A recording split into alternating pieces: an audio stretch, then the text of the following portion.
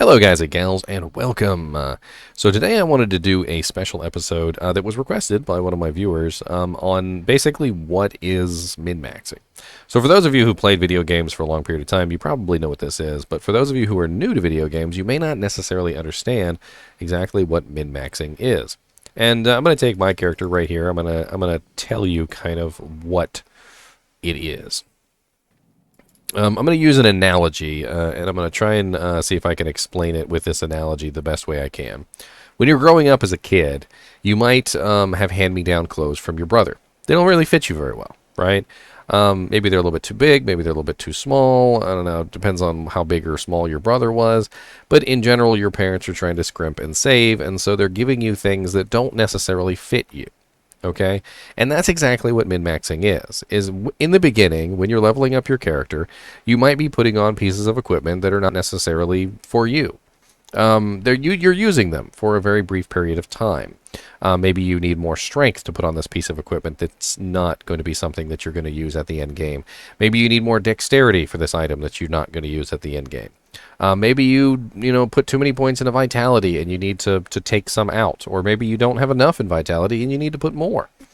Min-maxing is the process by which you figure out very carefully like what it is that you actually need as a character, and you tighten everything up. You go to Target and you buy yourself some clothes for you, your size, not your brother's size, not your sister's size, whatever other crazy stuff you've got handed down to you from like your uncle or your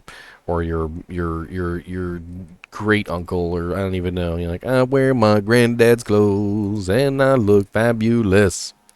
All right, so with this particular character, I'm looking at things like a G-face. So let's say I was a character and I didn't have a G-face to begin with. Well, one of the things that G-face does is it gives me 15 strength. So look at what happens when I take my G-face off. If I take my G-face off, all of a sudden my armor is now de-equipped. Okay? The G-face is providing me with a stat. Min-maxing allows me to take that stat out of my character so that I don't have to actually put those points in. I tighten everything up so that my character is utilizing pieces of equipment correctly. For instance, if I take off any of the pieces of equipment that I have right now, because this character has already been min-maxed, all of my equipment de-equips because I have set up my character more appropriately to everything that I have. And this is not a problem. This is how you min-max a character. So you're squeezing every ounce of power out of a character by min-maxing it. You reduce your strength requirement to the bare minimum that you need to be able to put on things like your armor. My armor requires 174 strength, right? But I don't have anywhere near 174 strength. In fact, when I start taking off my pieces of equipment, what you're going to notice is that my strength level is way lower than 174. I take my torch out. I take my Annie out. I take my G-face off. And look at my strength now. I only have 125, and there's still more items that are contributing to this strength, because as you can see, if I hold my mouse over it, I only have a base of 105, which is very low. So I have more strength coming in from other sources. At 15 strength from my amulet, so I take that off, and now I'm down to 105. And I probably have some more strength. I've got 2 strength on a charm right here. I've got various strength on other pieces of equipment, and this is min-maxing a character in its utmost. Is you're basically saying, well, what is it that I actually need? Like if I boil this down to the basics, like how many stat points do I actually need? How many strength points exactly do I need to be able to put on my armor? And since my helmet is giving me strength, how many strength points do I need to put on my helmet? And if my gloves and my amulet and everything like that are giving me strength and dex, then how much do I actually need for that stuff? Then it comes to your skills. So your skills can be min-maxed as well. So take, for instance, my Dragon Talon. Right now I only have 18 points in Dragon Talon. Why do I only have 18 points in Dragon Talon? Well, what I did was I went to a website. One of the websites that I like to use is Amazon Basin, which is a pretty good one, and I'm going to bring that up on the screen for you here. I'm going to show you why I chose level 18 specifically. right? So I'm going to pull up. Of course, it never wants to pull up on the first try, ever. There we go. All right, so here is Amazon Basin with the Dragon Talon. All right, so if we scroll down to the Dragon Talon, what you're going to see is that at a very specific level, which is level 35 to level 36, we go from 6 kicks to 7 kicks, okay? If I'm level 37, it's still 7 kicks. If I'm level 38, it's still 7 kicks. If I'm level 39, it's still 7 kicks. If I'm level 40, it's still 7 kicks. If I'm level 41, it's still 7 kicks. Those extra 2 points that bring me from 36 to 38 do me no good whatsoever in that spot. And this is min-maxing at its core. You're looking at a character and you're going, okay, well, what am I actually gaining from these 2 points? What am I actually getting on my character? And you go, okay, well, if I'm going from 36 to 37, I'm not gaining any kicks. That sucks. I'm gaining a little bit of attack rating. I mean, I don't really need it. And I'm gaining a tiny bit of damage, 7% damage. So for 2 skill points, I'm gaining 14% damage and some attack rating that I don't need. So you look at this and you go, okay, well, I'm going to take those 2 points out. I don't want my 2 points there where they're just being wasted. And then you put them somewhere else. And min-maxing is very, very effective in this way because you can take your 2 points here. And you can put them somewhere else, like in your Tiger Strike. You also think about what you need versus what you want. So one of the things that I did on this particular character was I sacrificed some points out of Tiger Strike because although Tiger Strike is amazing, I don't necessarily 100% need it to be maxed out. It's already really good even at its current state. What I did need, however, was weapon block because my character was having trouble with survivability. So I took some points out of Dragon Talon, 2 points, and I took some points out of Tiger Strike, and I put them into weapon block. And in the same exact way with weapon block, I found out that guess what? Again, weapon block has a problem. Weapon block also has diminishing returns, and that going higher than a certain percentage with weapon block is also pretty much a waste. So I, again, pulled up the Amazon Basin website, went to the weapon block on Amazon Basin, and I took a look, and I kind of just like got an idea of, you know, like how much percentage I could go to before the diminishing returns started to take effect. And I'm going to bring that up here so you can see that too. So here we are on the Amazon Basin website. And if you scroll down, you'll see the percentages for each level of weapon block. Right now, you'll see I'm sitting at 16%. 16% weapon block is exactly when you get to 56% right here, right?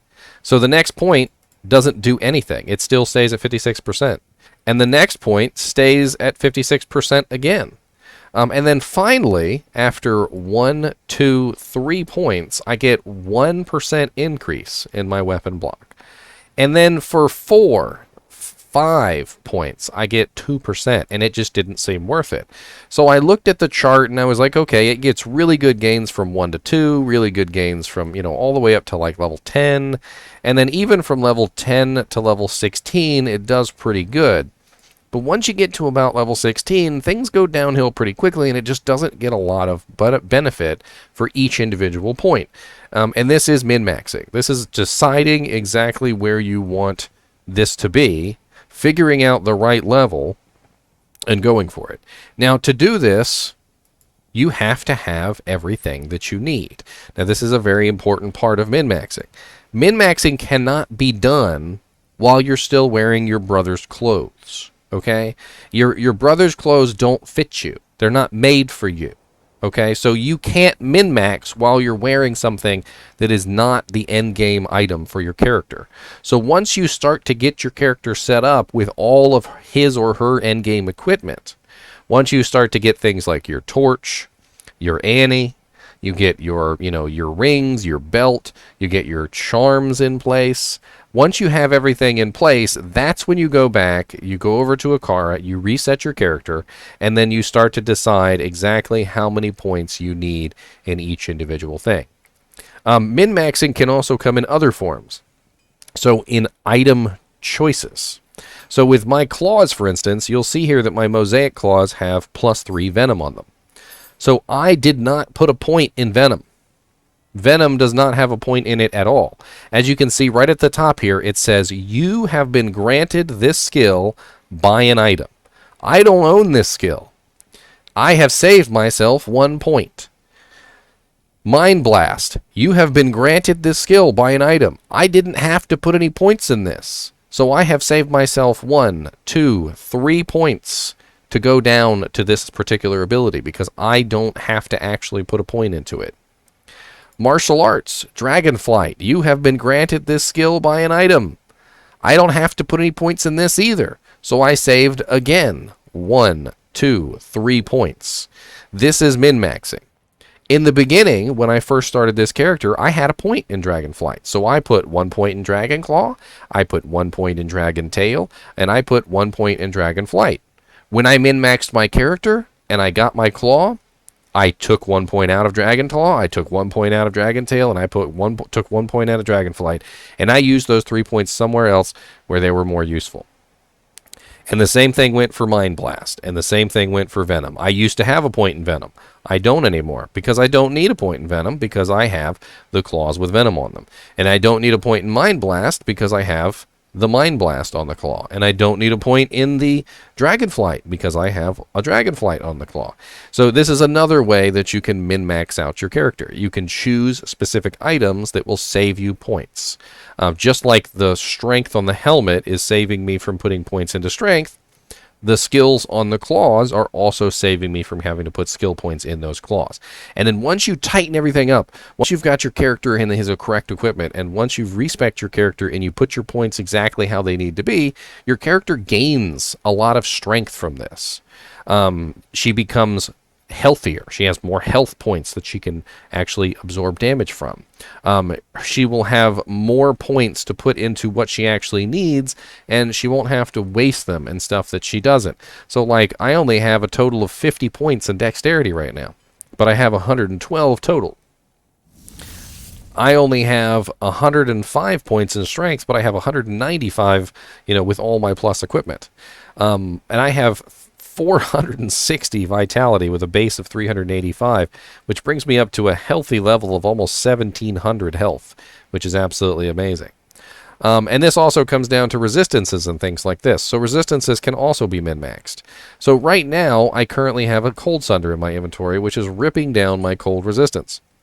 I also have several charms in my inventory which need to be taken away. I have not min-maxed my charms yet. To min-max my charms, what you would have to do is you'd have to take these charms off and see which ones you need and which ones you don't. For instance, if I remove this charm that has 11% lightning resistance, does this bring me below the cap? Do I have my fade up? Because let me make sure I've got my fade up. So is this bringing me below the cap? No, it's not. So I don't need this charm in my inventory anymore. So I can take this charm out of my inventory and I could maybe give it to somebody else. Let's see what else I can remove. Do I need this fire resistant charm? No, I do not. I do not need the fire resistant charm at all. So this fire resistant charm can also leave my inventory. Now the only reason I'm still holding on to this is because it has 7% magic find and I'm magic finding.